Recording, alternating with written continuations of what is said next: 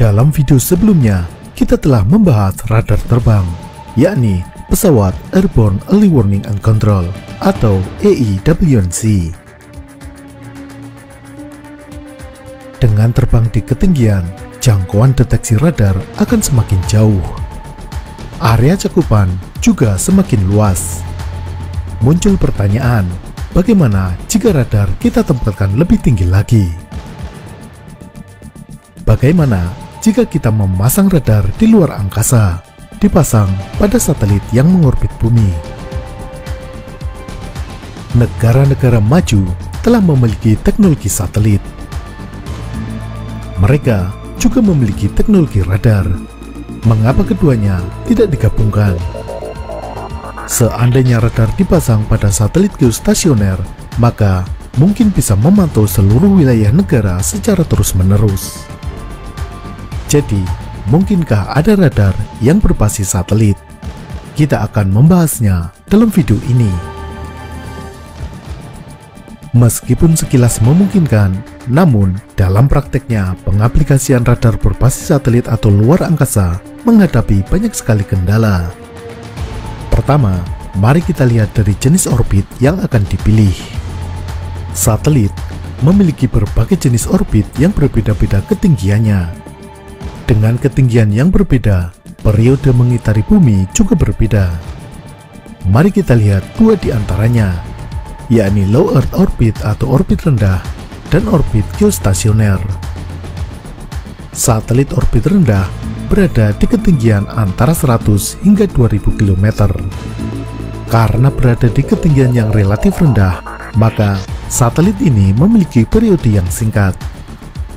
Periode satelit ini mengelilingi bumi kurang dari 128 menit. Jadi, posisi satelit ini selalu berpindah-pindah dengan cepat. Misal saat ini berada di atas wilayah Indonesia, 4 menit kemudian mungkin sudah berada di atas India. Dengan demikian, orbit rendah ini tidak cocok untuk satelit peringatan dini. Masalah ini mungkin bisa diselesaikan dengan menggunakan konstelasi yang terdiri dari banyak satelit, mirip seperti satelit komunikasi Iridium atau Starlink.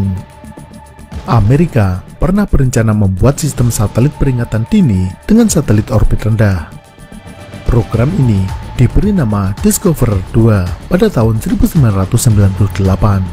Namun, program ini dibatalkan tahun 2007.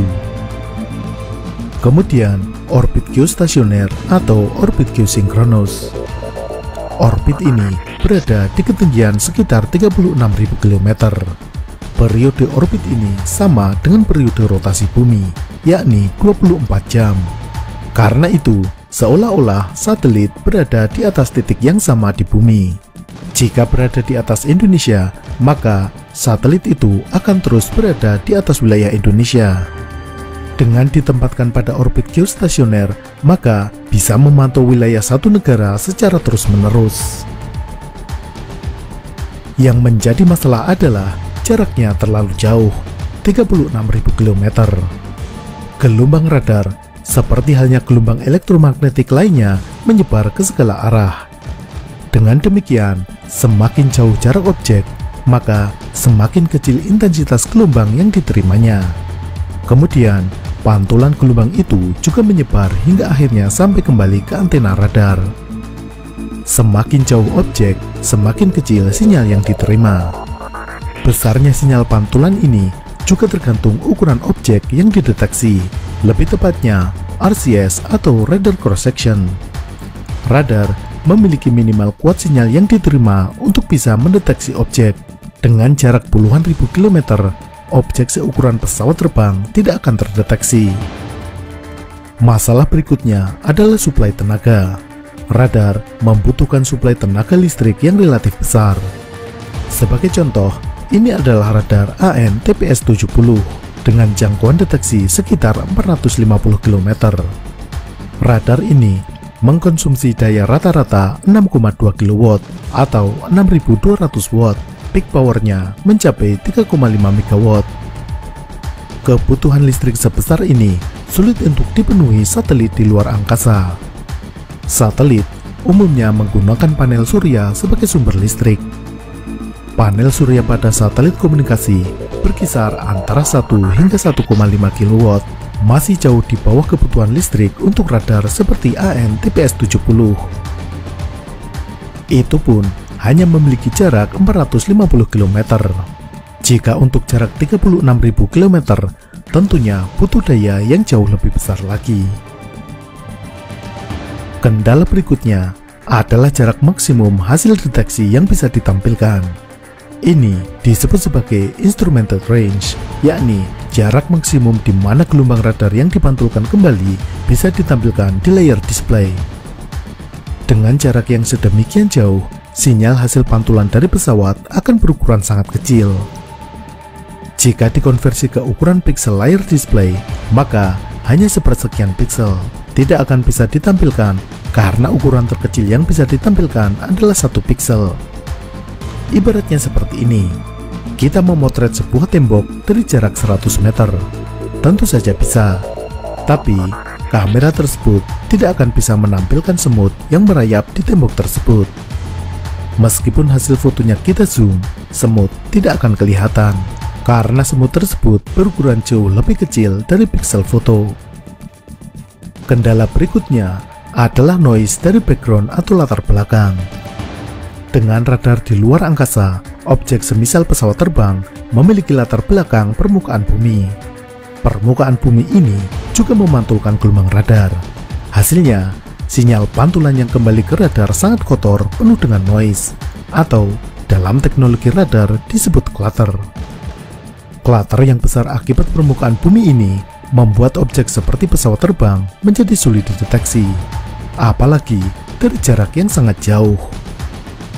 Ini berbeda jika radar di darat atau di pesawat yang perbedaan ketinggiannya tidak terlalu besar. Background objek yang dideteksi adalah atmosfer yang relatif kosong. Karena kendala-kendala di atas, maka menggunakan satelit sebagai radar peringatan dini menjadi tidak efektif. Namun, bukan berarti radar berbasis satelit atau luar angkasa itu tidak ada. Saat ini, ada beberapa satelit yang dilengkapi dengan radar, disebut sebagai RadarSat. Beberapa satelit radar militer, misalnya Lacrosse milik Amerika, Condor dari Rusia, Risat milik India, dan Huanjing dari Cina. Namun, radar satelit ini bukan untuk mendeteksi pesawat maupun kapal. Ini merupakan radar imaging yang digunakan untuk memotret dan memetakan permukaan bumi dengan menggunakan gelombang radar. Fungsinya seperti satelit mata-mata yang menggunakan kamera. Hanya saja yang digunakan adalah gelombang radar.